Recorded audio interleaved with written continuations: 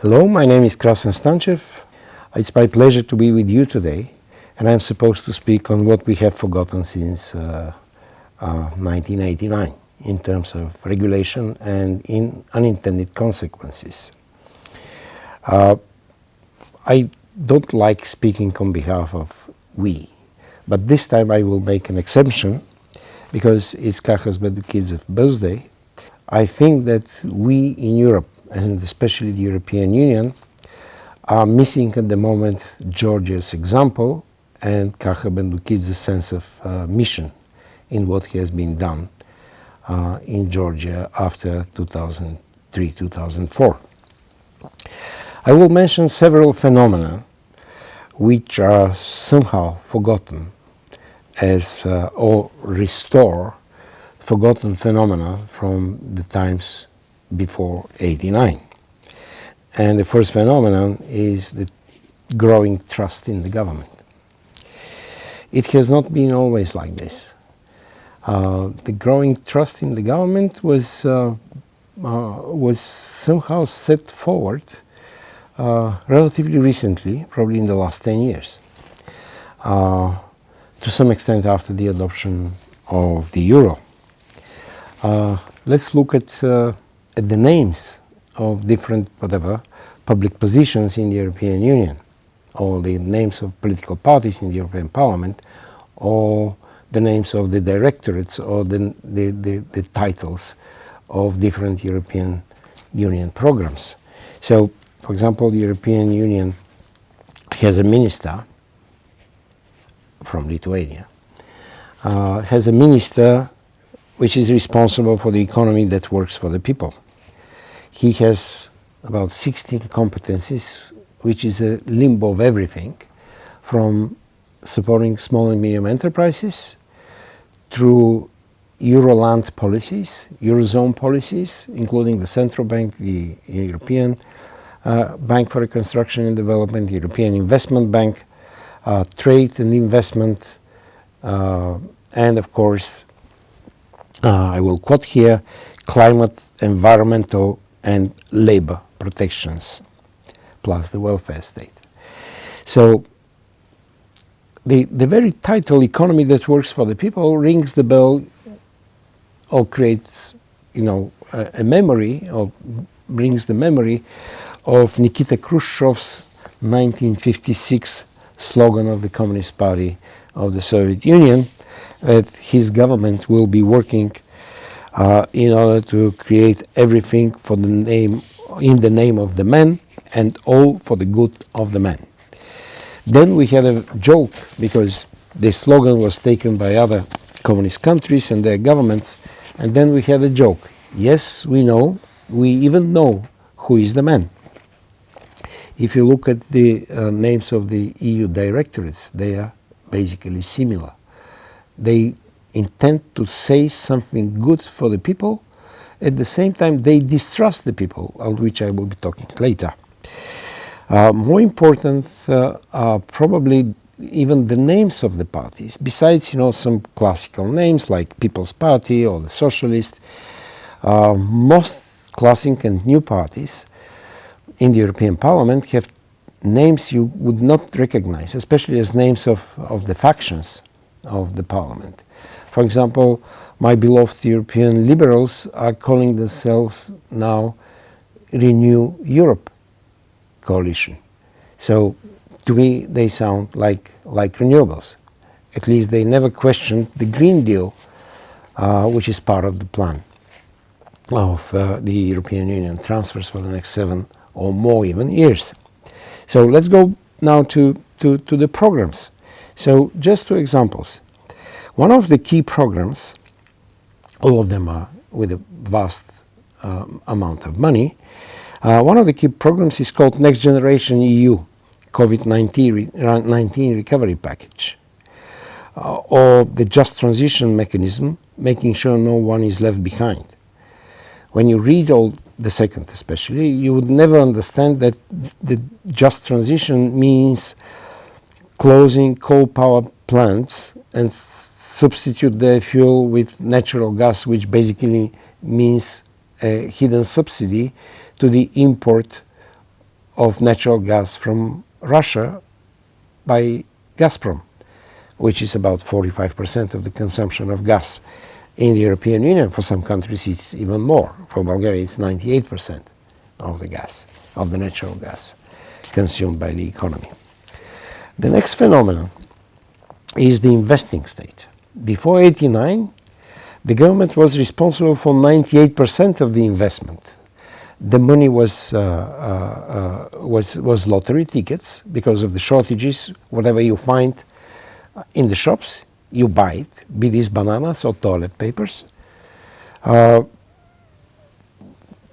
we are seeing now is some sort of a re-emergence of this investment state. This is not in the form we used to have it, but the plan of the European Union plus the European Central Bank for the next 7 years is about 17% of the European Union's GDP for this year, which basically means that there will be a crowding out effect of this investment state on private investment and private initiatives. Everybody remembers Hayek, who used to repeat that the more the government plans, the less the private enterprises plan. We managed to dismantle all this immediately after 89. Now it is coming back. The difference is there. This is not complete repetition of what we had as a reality before 89. But, you know, if we then have more than 90% of GDP distributed and planned by the governments, now we have about 20%. The problem now is that the decision of this 20% is very difficult to control. There are different layers of decision making in the European Union. The second thing is that this is not a ban or a prohibition on the private investment, which was the case before 89. But this is a heavy regulation on the private sector, and in a sense it's a regulatory socialism created by the European Union with the consent of the member states or their governments, which sit in the Council of the European Union. All this is very different from what we had before. Some countries like Georgia, after 2003, or the Baltic states and Poland at the beginning of the 90s, it took about 3 years to dismantle the regulatory socialism, or the regulatory side of the socialism. I remember working for the World Bank in Kyrgyzstan. We had to deal away with regulations of the tourism industry. And only on tour operators there were about 217 regulations, and the hotels, you know, there were about 240 regulations on the hotels, including, you know, what people eat, how they sleep, and to whom they talk in the hotels. So some countries were not that successful as Georgia or the Baltic states or Poland eventually, because the Bendukidzes were voted out. They failed in elections, and these were one of the causes of the political transition, so to say, of the democratic transition. The next thing which is very important and related to this is the fact that in order to have the cash to subsidize 17% of the economy, be this bailing out countries or bailing out industries, the Union itself, the Commission, needs to have its own source of revenue. The debates on the new sources of revenue for the European Commission, which are now limited to 1%, are going for already 2 years, and they will reach, these new sources of revenue will reach 8% of the European Union GDP, which is basically 8% of 17 trillion euros. This is a lot of money.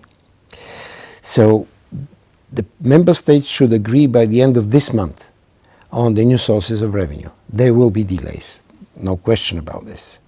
But eventually, what is happening at the moment is that the European Union is bribing the governments, the incumbent governments of the member states to stay in the Union and to agree on this. And the bribe has a very exact figure for each country. The membership fee of every member of the European Union is reduced by 20%. But at the same time, in order to have this lesser payment to the Union, they are promised large sums of money through at least these two, but there are many other lines of fiscal subsidies from the Union. This has another dimension.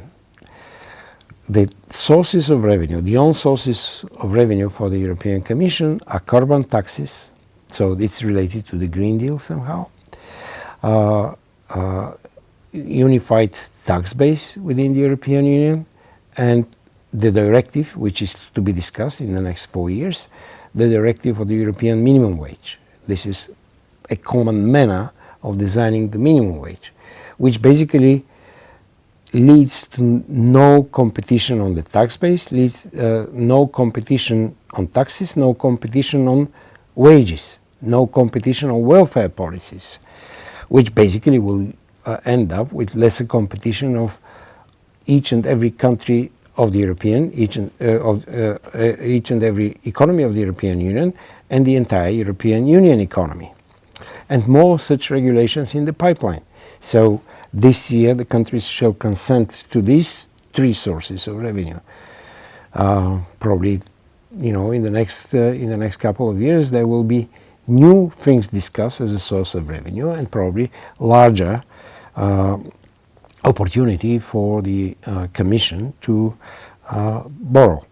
Last but not least, the European Central Bank, as part of this policy package, had forgotten the basic principles of central banking, which were with us since the end of the World War II, and which were restored in different forms in the countries of the former communist camp. And that the core principle of central banking after the World War II was maintaining the price stability. Now the European Central Bank will be subsidizing competitive industries. It will be financing the Green Deal or the climate change policies. It will be bailing out countries, and it is already bailing out countries, and it will be bailing out banks. It is already happening. So eventually this is a new central bank, and the difference between the Commission and the central bank is basically next to zero. So a Commission is basically influencing the central bank of the European Union. There are three probable outcomes. The Union will borrow in its own name, and it will become the largest credit of last resort.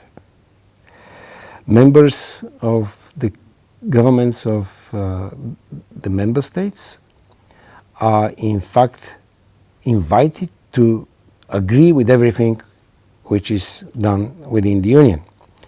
And last but not least, the voters of the European Union have no option for effective negative legitimacy, negative opinion. They can say no to some politicians or to some policies they dislike on national level. But when they say this no to the European Union, it is mixed with everything else, and there is no effect of this negative legitimacy on the European Union level. The third phenomenon is the so-called servile state. Those who are knowledgeable in the philosophy of government, the philosophy of politics, and public choice theory, they know what is a servile state. But servile state is a state or the government which is a credit of last resort.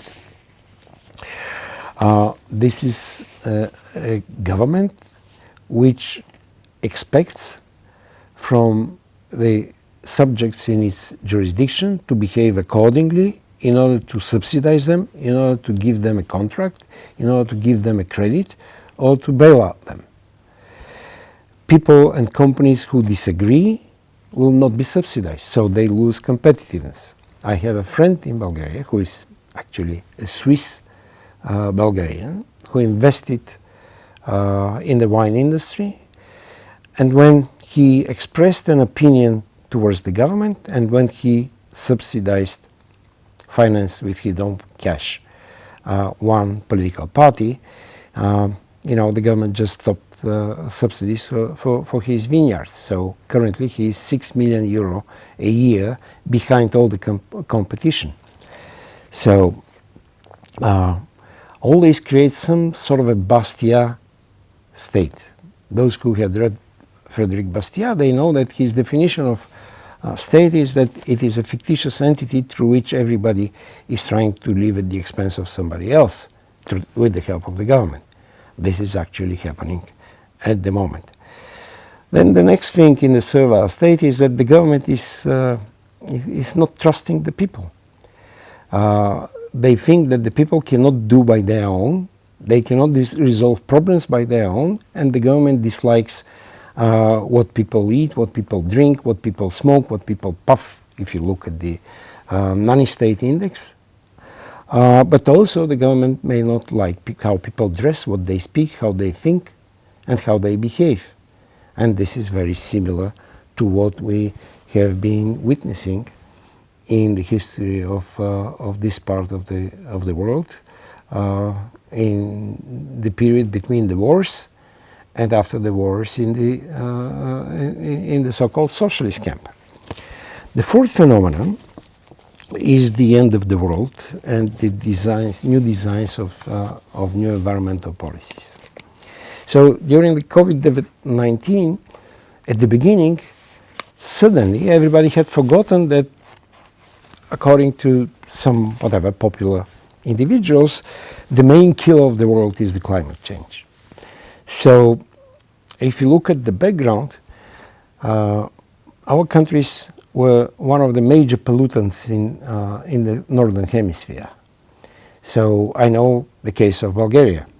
As an environmental committee chairman of the Constitutional Assembly of Bulgaria in the beginning of the 90s, I had to close 5 most polluting in the world factories which were producing lead, zinc, copper, gold and silver. I closed one of those. We privatized all of them. Now all these 5 factories are the best in Europe, and one of them is even best in the world in terms of technology to produce gold. Similar is the story of all other countries. The major popularity of environmental agenda at the end of the 80s was that the environment agenda did not need a special proof that the communist regime is anti-human.